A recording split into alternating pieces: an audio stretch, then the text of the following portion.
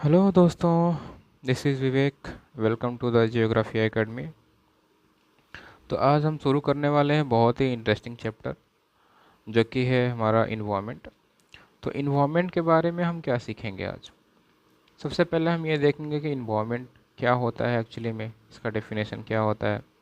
Environments के types के बारे में समझेंगे, हम कितने टाइप्स के होते हैं। फिर हम ये देखने वाले हैं कि इन्वायरमेंट्स के कंपोनेंट्स क्या क्या होते हैं। इसमें हम समझेंगे नेचुरल कंपोनेंट क्या होता है, ह्यूमन मेड क्या होता है, और ह्यूमन एक खुद कंपोनेंट है उसमें। उसके बाद हम ये देखने वाले हैं कि कौन कौन से फैक्टर्स हैं नेचर में। बायोटिक फैक्टर है, अबायोटिक फैक्टर है। नेचुरल इन्वायरमेंट के बारे में जैसे मैंने बताया उसको समझेंगे हम। ह्यूमन इन्वायरमेंट के बारे में समझेंगे। इकोसिस्टम के बारे में समझेंगे, जो कि बहुत ही इंपॉर्टेंट है। इसके बाद हम क्या देखने वाले हैं, ह्यूमन इन्वायरमेंट। और यहाँ पे आकर के हमारा ये जो चैप्टर है वो ख़त्म हो जाएगा। तो चलिए शुरू करते हैं बिना किसी देर के। सबसे पहले अगर हम इन्वायरमेंट की बात करें तो ये जो चैप्टर है ये एक कहानी से शुरू होता है, क्योंकि आपको अगर कोई भी चीज़ कहानी के माध्यम से समझाया जाए तो थोड़ा अच्छे से समझ में आता है। तो चलिए हम बात करते हैं इस कहानी की। कहानी कुछ इस तरीके से है कि एक लड़का है रवि। वो अपने वैकेशन के बाद फिर से स्कूल जाना शुरू करता है। तो जो उसके स्कूल में एक जो प्ले ग्राउंड था, उसको ऑब्जर्व करता है कि वो जो प्ले ग्राउंड है अब उसको डग किया जा रहा है। और कुछ लोग वहाँ पे ये बात कर रहे हैं कि जो ये प्ले ग्राउंड है यहाँ पे बिल्डिंग्स बनाए जाएंगे। तो वो बहुत ही परेशान हो जाता है, उदास हो जाता है, रोने लगता है। फिर ये जो उसकी फीलिंग्स है वो अपने फीलिंग्स को अपने दोस्तों के साथ भी शेयर करता है। तो उसके जो टीचर होते हैं फाइनली वो भी सैडली ये ऑब्ज़र्व करते हैं कि see how our environment is changing. तो जैसे ही उन्होंने ये वर्ड यूज़ किया इन्वायरमेंट, जो रवि था थोड़ा एक्साइटेड हो जाता है। और वो पूछता है उनसे कि सर व्हाट इज़ इन्वायरमेंट। क्योंकि जै उन्होंने ये वर्ड यूज़ किया इन्वायरमेंट, तो उसको समझाना पड़ेगा ना कि इन्वायरमेंट क्या होता है। तो वो ये बताते हैं कि देखो, whatever you see in our surroundings is environment. उनका जवाब ये होता है कि आप अपने सराउंडिंग्स में कुछ भी देखते हो उसको हम क्या कहते हैं, उसको हम इन्वायरमेंट कहते हैं। तो फिर से रवि कहता है कि इसका मतलब ये हुआ sir, that means the school buildings, tables, chair in the classroom, even that open fields, the roads, the garbage and my friends, all are parts of our environment. तो उसको ये लगता है, क्योंकि ये सारे जो भी इन्होंने अभी ये काउंट करा है, इनका जो स्कूल बिल्डिंग है, जो ये टेबल है, चेयर है, क्लासरूम है, इवन उसके फ्रेंड्स भी उसके सराउंडिंग्स में हैं। तो क्या ये सारे उसके पार्ट्स हैं, क्या ये इन्वायरमेंट के पार्ट हैं? तो टीचर ने कहा हाँ बिल्कुल सही। लेकिन एक यहाँ पे बात है, आपने जो भी यहाँ पे ऑब्जेक्ट्स गिना है, चाहे वो लिविंग हो या फिर नॉन लिविंग हो, तो ये सही है, इन्वायरमेंट के पार्ट्स हैं। बट अगर हम इनको डिवाइड करें तो हम इनको टू पार्ट में डिवाइड कर सकते हैं। कुछ फैक्टर्स ऐसे होते हैं जो लिविंग होते हैं, और कुछ फैक्टर्स ऐसे होते हैं जो नॉन लिविंग होते हैं। तो जो लिविंग फैक्टर्स होते हैं इन्हीं को इन्होंने कहा कि ये बायोटिक फैक्टर होते हैं, और जो नॉन लिविंग होते हैं उनको कहा कि ये अबायोटिक फैक्टर होते हैं। तो टीचर ने ये तो कहा कि हाँ ये सारे के सारे जो भी ऑब्जेक्ट्स हैं ये इन्वायरमेंट के पार्ट हैं। बट हमारा जो इन्वायरमेंट है वो टू फैक्टर से घिरा हुआ है बेसिकली। जो कुछ बायोटिक फैक्टर हैं यानी कि लिविंग ऑर्गेनिज्म, और कुछ अबायोटिक फैक्टर है यानी कि नॉन लिविंग ऑर्गेनिज्म। आगे हम देखते हैं।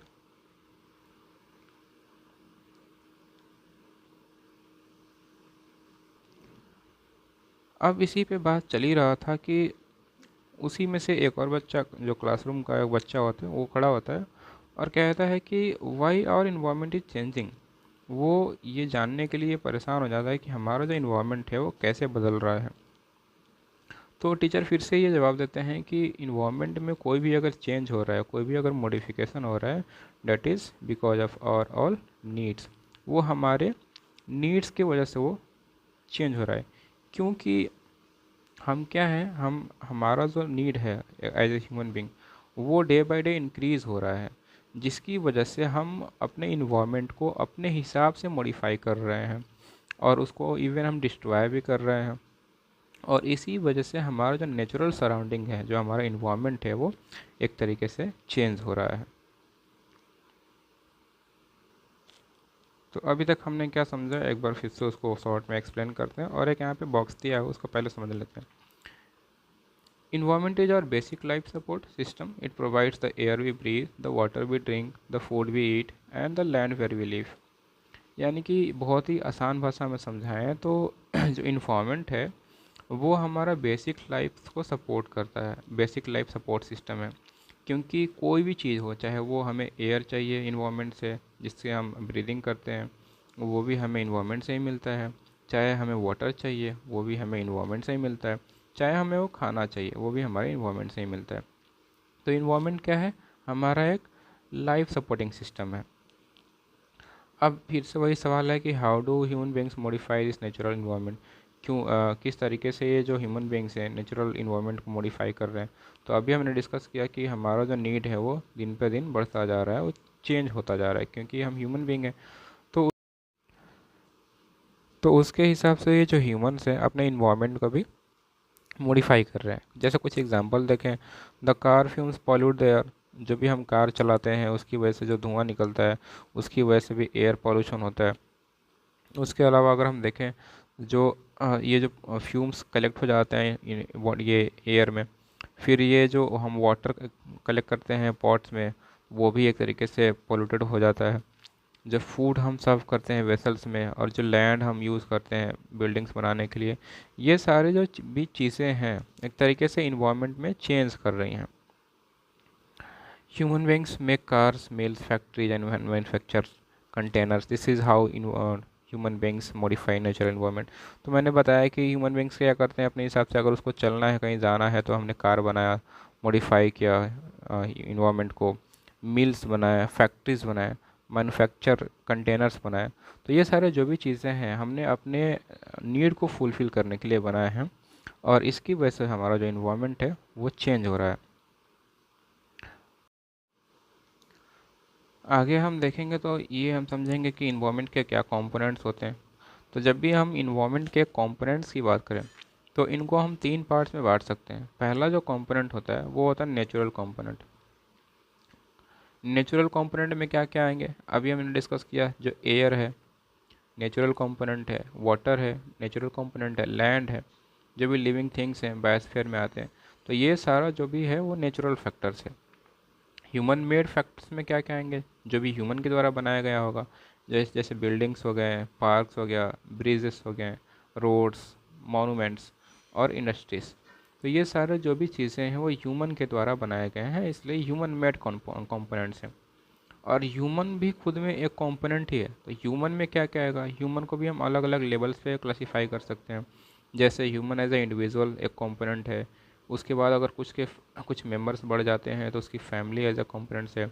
वही मेंबर अगर किसी कम्युनिटी में रहने लगती है तो पूरी की पूरी कम्युनिटी एक कंपोनेंट है।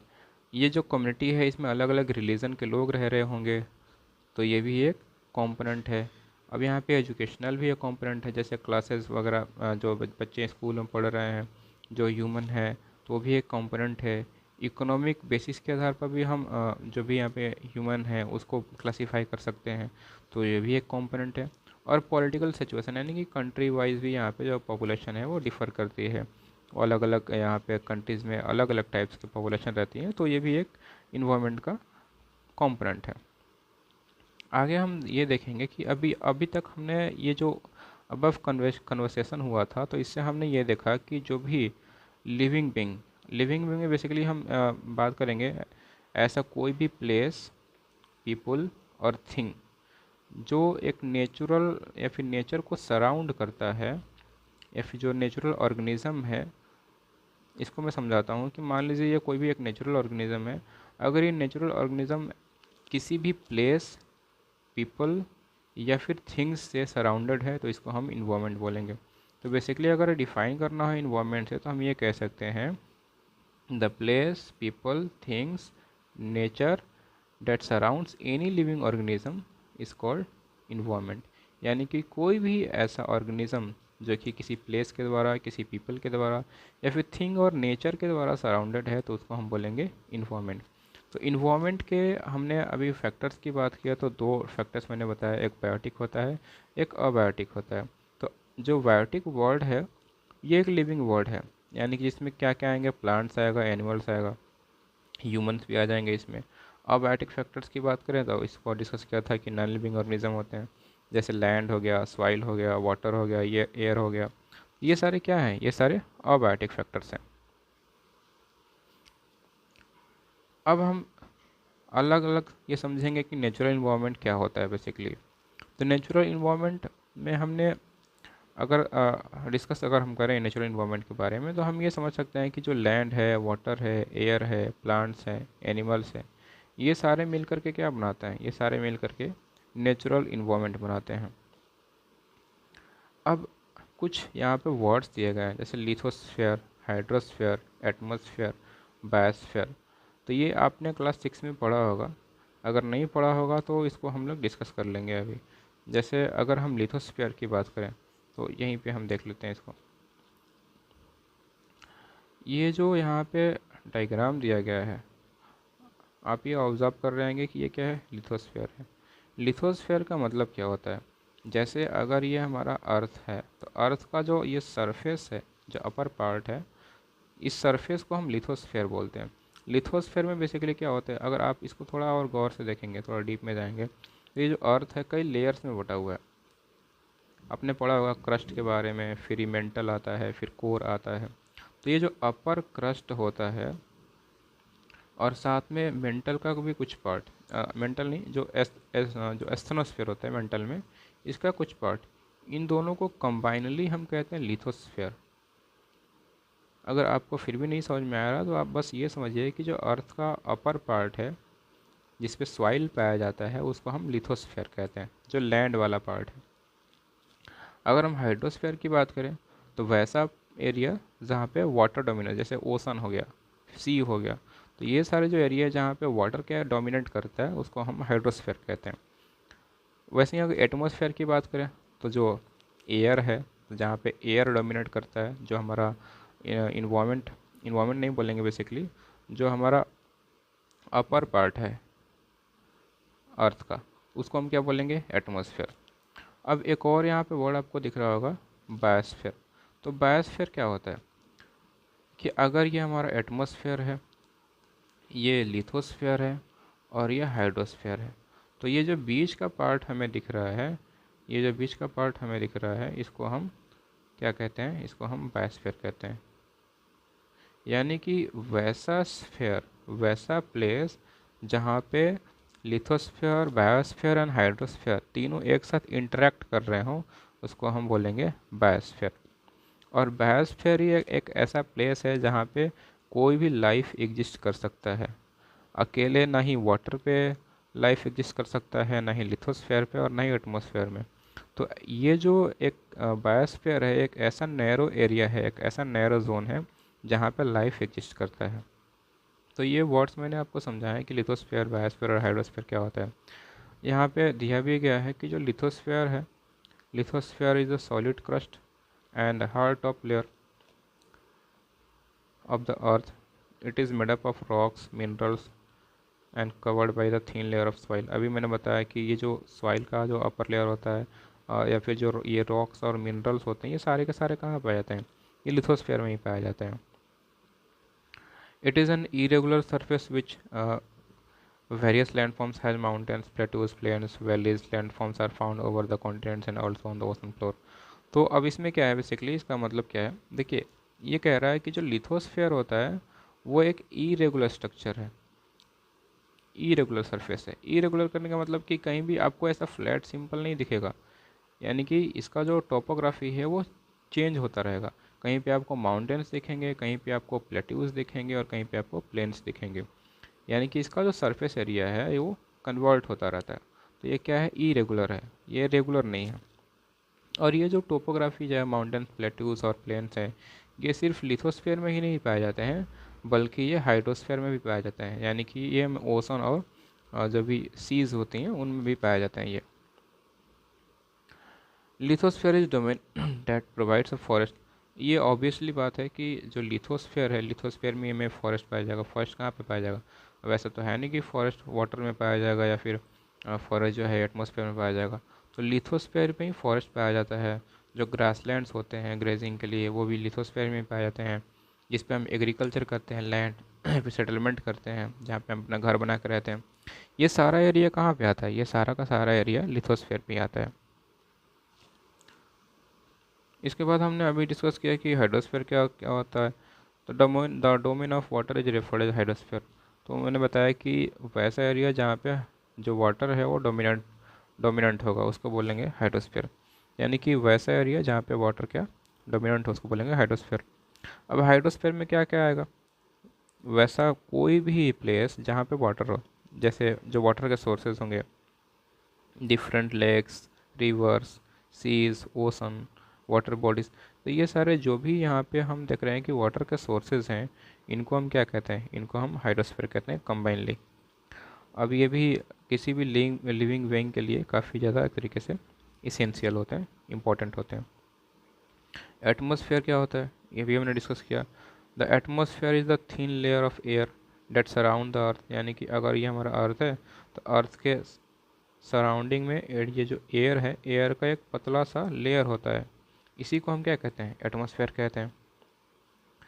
अब ये जो लेयर है ये ऐसे टिका हुआ कैसे है? तो ऑब्वियसली आपको सब पता ही होगा कि जो ग्रेविटेशनल फोर्स है हमारा, जो अर्थ का ग्रेविटेशनल फोर्स है वो इस एटमॉस्फेयर को होल्ड करके रखता है ये अर्थ के सराउंडिंग से।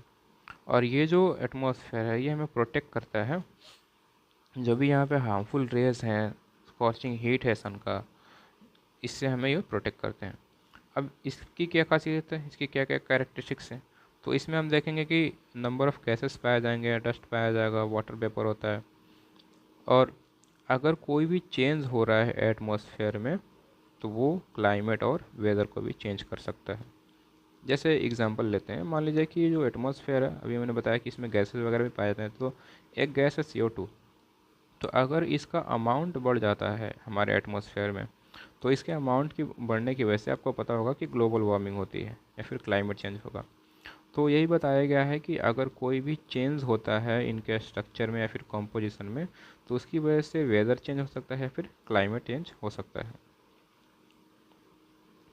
Plant and animal kingdom together make biosphere. तो ये मैंने बताया था अभी कि ये एक नैरो जोन होता है जहाँ पे लाइफ एग्जिस्ट करता है, जो कि कंप्राइज करता है लिथोस्फीयर, हाइड्रोस्फीयर एंड बायोस्फीयर। तो अगर हम बायोस्फीयर नहीं, लिथोस्फीयर, हाइड्रोस्फीयर एंड एटमॉस्फेयर। तो बायोस्फीयर क्या होता है? वैसा एरिया जहाँ पे प्लांट्स किंगडम और एनिमल किंगडम पाए जाएंगे, उनको हम बायोस्फीयर कहेंगे। या फिर जो भी लिविंग वर्ल्ड है। अब लिविंग वर्ल्ड कहने का मतलब ये नहीं है कि सिर्फ यहाँ पे लिविंग बीइंग ही पाए जाएंगे, यहाँ पे नॉन लिविंग थिंग्स भी पाया जाएगा। बट ये ज़रूर है कि जो लिविंग बीइंग है वो सिर्फ यहीं पे पाए जाएंगे, दोनों में अंतर है। मैं ये कह रहा हूँ कि जो लिविंग बीइंग है वो बायोस्फीयर में ही पाए जाएंगे, लेकिन ये मतलब नहीं है कि बायोस्फीयर में सिर्फ लिविंग बीइंग ही पाए जाएंगे। समझिएगा दोनों को। अब हम बात करते हैं कि इकोसिस्टम क्या होता है। इकोसिस्टम की अगर हम बात करें तो it is a system form by interaction of all organism with each other with its physical and chemical factor of the environment in which they live, all linked by the transfer of energy and material। इसका मतलब क्या हुआ? इसका मतलब ये हुआ कि ecosystem का मतलब है कि जैसे मान लीजिए कि ये एक एरिया है, ठीक है। इस एरिया में कुछ प्लांट्स भी होंगे, कुछ एनिमल्स भी होंगे, इंसेक्ट्स भी होंगे, यहाँ पे सनलाइट भी है, वाटर भी है, एयर भी है, सब कुछ है। तो अब यहाँ पे जो भी यहाँ पे बायोटिक और अबायोटिक फैक्टर, अबायोटिक फैक्टर में सनलाइट हो गया, सॉइल हो गया, वाटर हो गया, एयर हो गया। बायोटिक फैक्टर में प्लांट हो गए, ह्यूमन हो गए, एनिमल हो गए। तो ये सारे जो फैक्टर्स है आपस में क्या करेंगे? इंटरेक्ट करेंगे। कुछ एग्जांपल्स की बात करें, जैसे मान लीजिए ह्यूमन ही है या फिर प्लांट ही ले लेते हैं। तो प्लांट को फूड बनाने के लिए क्या चाहिए होता है? सनलाइट चाहिए होता है, वाटर चाहिए होता है। तो ये सन के लाइट से और वाटर से इंटरेक्ट करेगा और अपना फूड प्रिपेयर करेगा। तो इनका दोनों का इंट्रैक्शन हो गया। इसी तरीके से जो प्लांट्स है, अब इन्हीं प्लांट्स से हम भी सर्वाइव करते हैं। तो इनका जो फूड बना हुआ है वो हम बना करके खाते हैं, फिर पका करके। तो हमने क्या किया? प्लांट से भी इंटरेक्ट किया। और प्लांट्स को सर्वाइव करने के लिए हमारी भी आवश्यकता है, क्योंकि उनको फर्टिलाइज़र चाहिए या फिर जो भी इनकी नेसेसिटीज़ की और भी चीज़ें हैं जो नेचर से नहीं मिल सकती हैं, या फिर हमारे ही बोलेंगे इन्वायरमेंट की वजह से वो कम हो चुकी हैं, तो उनको हम फिर से प्रोवाइड कराते हैं वो चीज़। तो बेसिकली यहाँ पे क्या हो रहा है? इंट्रैक्शन ही तो हो रहा है। तो एक ऑर्गेनिज्म का दूसरे ऑर्गेनिज्म से वो अगर इंट्रैक्शन हो रहा है, चाहे वो लिविंग हो या फिर नॉन लिविंग हो, तो यहाँ पे जो भी इंटरेक्शन होता है किसी पर्टिकुलर एरिया में, इसी हम सिस्टम को क्या कहते हैं, इकोसिस्टम कहते हैं। समझते हैं इसको हम। तो अभी हमने क्या डिस्कस किया, जो भी यहाँ पे ऑल प्लांट्स होते हैं, एनिमल्स होते हैं, ये सब एक दूसरे से इंटरेक्ट करते हैं। तो यही है कि all plants, animals, human beings depend on their immediate surrounding. Immediate surrounding का मतलब कि जो जिनसे वो एक तरीके से सराउंडेड है, घिरे हुए हैं, जो उनके पास की सराउंडिंग है। Often they are also interdependent on each other. This relation between the living organism as well as relation between the organism and their surroundings form an ecosystem. तो ये मैंने आसान भाषा में समझाया इसको कि कोई भी ऑर्गेनिज्म है, अगर उनके रिलेशन को अगर देखें उनके इन्वायरमेंट से या फिर उनके आसपास के जो अदर ऑर्गेनिज्म हैं उनसे जो उनका इंटरेक्शन हो रहा है, जो उनका रिलेशन हो रहा है, तो वो अगर कोई एक तरीके से सिस्टम बना रहे हैं तो उसी सिस्टम को हम क्या कहते हैं, इकोसिस्टम कहते हैं। अब ये जो इकोसिस्टम है ये अलग अलग टाइप्स के हो सकते हैं। ये बहुत बड़ा इकोसिस्टम भी हो सकता है और एक बहुत छोटा इकोसिस्टम भी हो सकता है। जैसे अगर हम बड़े से इकोसिस्टम की बात करें तो जो लार्ज रेन फॉरेस्ट होते हैं, grasslands, deserts, mountains, lakes, rivers, ocean. और ये अगर छोटे इकोसिस्टम की बात करें तो जो एक स्मॉल पॉन्ड होता है वो भी एक इकोसिस्टम हो सकता है। इवन एक जो ट्री होता है वो भी एक इकोसिस्टम हो सकता है, क्योंकि इस पे भी हम क्या देखते हैं कि इस पे भी बहुत सारे बर्ड्स पाए जाएंगे, इसमें भी इंसेक्ट्स पाए जाते हैं अलग अलग टाइप्स के। हम इसके रूट्स में भी कुछ एनिमल्स पाए जा सकते हैं, इसके टॉप पे भी कुछ एनिमल्स पाए जा सकते हैं। तो इनका भी कुछ ना कुछ इंटरेक्शन होगा आपस में। तो इवन एक स्मॉल ट्री भी एक इकोसिस्टम हो सकता है। अब हम बात करेंगे ह्यूमन इन्वायरमेंट के बारे में। तो ह्यूमन इन्वायरमेंट क्या होता है? ह्यूमन बींग्स भी होते हैं जो इन्वायरमेंट के साथ काफ़ी ज़्यादा इंटरेक्ट करते हैं और उनको अपने हिसाब से मॉडिफाई करते रहते हैं। अगर हम बात कर ले अर्ली ह्यूमंस की, तो जो अर्ली ह्यूमंस थे उन्होंने अपने आप को इस तरीके से अडॉप्ट किया था कि जो नेचुरल सराउंडिंग्स है उन पे उसका इम्पैक्ट बहुत ज़्यादा ना पड़े। लेकिन आज हम क्या कर रहे हैं, अपने नीड के हिसाब से ये जो हमारा इन्वायरमेंट है इसको एक तरीके से इफ़ेक्ट कर रहे हैं। अब इफ़ेक्ट कैसे कर रहे हैं? जैसे ये बहुत सिंपल सी कहानी है कि जब हम अपने अर्ली स्टेज में थे तो हम एक ह्यूमन गैदरर थे, हंटर गैदरर थे बेसिकली। तो वहाँ पे हमारी जो नेसेसिटीज़ थी बहुत ज़्यादा नहीं थी, हमें बस खाना होता था, सरवाइव करना होता था किसी तरीके से। लेकिन जैसे जैसे हमारा ग्रोथ हुआ, हम बढ़ते गए, हमारा डेवलपमेंट होता गया, हमने बहुत सारी नई नई चीज़ों को सीखा और हमारा जो लाइफस्टाइल है वो धीरे धीरे चेंज होता रहा। तो उसी लाइफस्टाइल में चेंज होने की वजह से हमारा जो नीड है, जो हमारी नेसेसिटीज़ है, वो भी चेंज होती रही। जैसे हमने देखा कि पहले हम बार्टर सिस्टम करते थे, उसके बाद हमने देखा कि अब नया ट्रेड सिस्टम आ गया। फिर हमने देखा जो भी यहाँ पहले ट्रांसपोर्टेशन बुलॉक्स कार्ड्स वगैरह यूज़ करते थे, उस एनिमल्स का हम इस्तेमाल करते थे। तो अब हम क्या देखने लगे, अब हम एक तरीके से ट्रांसपोर्टेशन सिस्टम को हमने और अच्छा कर दिया। तो हमें क्या करना है, अगर हमें इन सब चीज़ों को बनाना है तो हमें रिसोर्सेज चाहिए, और रिसोर्सेज कहाँ से आएंगे? नेचर से ही आएंगे। तो हमें उसके लिए नेचर को मॉडिफाई करना पड़ेगा। और अगर हम किसी भी चीज़ को नेचर में यूज़ कर रहे हैं तो इसका इफेक्ट भी तो पड़ेगा नेचर में। जैसे हम कार इसका इस्तेमाल कर रहे हैं तो कार का जो भी धुआं निकल रहा है, जो फ्यूम्स निकल रहा है उसका, वो भी नेचर को इफेक्ट करेगा। उसके अलावा हमने देखा कि पहले हम क्या करते थे कि हमारे लिए बहुत ज़्यादा उतना फूड की आवश्यकता नहीं थी, बस सर्वाइव करने के लिए चाहिए होता था। लेकिन हमारा जो नीड है वो बढ़ता गया, उसकी वजह से पॉपुलेशन है वो भी बढ़ता गया। तो जो इंडस्ट्रियल रेवोल्यूशन है वहाँ पे ये इंडस्ट्रियल रिवोल्यूशन भी हुआ, और एक तरीके से इसने भी जो भी लोग हैं, जो इनकी नेसेसिटीज़ हैं, उनको और इनक्रीज़ किया। तो इस तरीके से हम देख रहे हैं कि जो हमारा नेचर इन्वायरमेंट है वो धीरे धीरे एक तरीके से बहुत ही कन्वर्ट होता जा रहा है। तो अब ये सवाल आता है कि क्या अगर हम इसी तरीके से नेचर को चेंज करते रहें, इफ़ेक्ट करते रहें, तो क्या हमारा सर्वाइवल रह पाएगा? तो अब इसको समझने के लिए हमें ये देखना होगा कि जो नेचर है, और जो एक तरीके से अपने हिसाब, जो नेचर है वो अपने हिसाब से खुद को बैलेंस करते रहता है। तो ये जो बैलेंस है इसको बनाए रखना काफ़ी ज़रूरी है। इसको हम फिर कभी समझेंगे, जैसे अगर कोई चैप्टर होगा नेचर कंजर्वेशन पे, तो उसमें हम उसको डिटेल में समझेंगे कि नेचर कंजर्वेशन क्या होता है, किस तरीके से नेचर अपने आप को एक तरीके से प्रोटेक्ट करके रखता है। जिसमें जो ह्यूमन इंटरेक्शंस होते हैं, जो ह्यूमन का इंटरफेयर होता है काफ़ी ज़्यादा नेग्लिजिबल होता है, कम होता है। बट ये एक आइडियल सिचुएशन है, ऐसा कभी नहीं हो सकता है कि ह्यूमन कहीं पे इंटरेक्ट ही ना करे, तो वो एक अलग बात हो जाएगा। तो यहाँ पे ये जो चैप्टर था ये आकर के ख़त्म होता है। तो उम्मीद है कि आपको ये चैप्टर समझ में आया होगा। अगर आपको किसी भी प्रकार का कोई डाउट है, कोई समस्या है, कोई परेशानी है, तो आप कमेंट सेक्शन में कमेंट कर सकते हैं। तो मिलते हैं आपसे नेक्स्ट वीडियो में, तब तक लिए आप अपना पढ़ाई करते रहिए, स्वस्थ रहिए, मस्त रहिए। धन्यवाद। जय हिंद।